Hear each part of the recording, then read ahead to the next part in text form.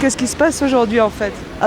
Aujourd'hui, on fait une marche du souvenir, on commémore la mémoire des victimes du génocide des Tutsis du Rwanda. Est-ce que vous souhaitez faire une déclaration?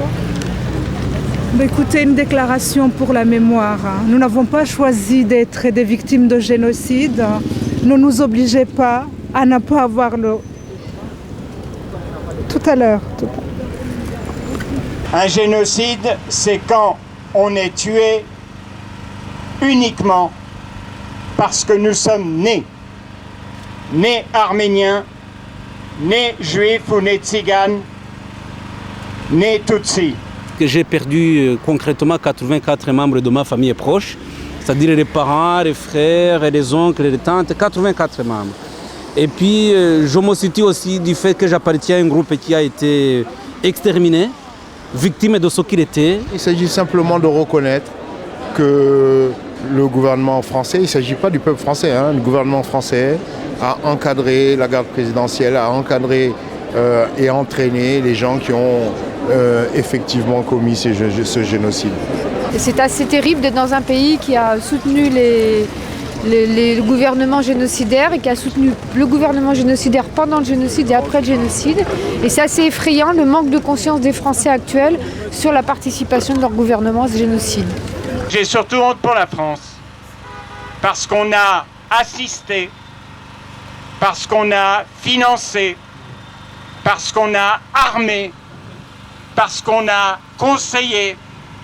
Et quand le génocide est venu, on a abandonné les génocidés, les assassinés, et on a exfiltré les assassins. Il y a des responsabilités bien évidemment des Rwandais eux-mêmes, parce que c'est les premiers acteurs qui ont commis ce génocide, au nom d'une idéologie extrémiste et hutu qui disait qu'il fallait exterminer, nettoyer le Rwanda de toute présence ethnique tutsi.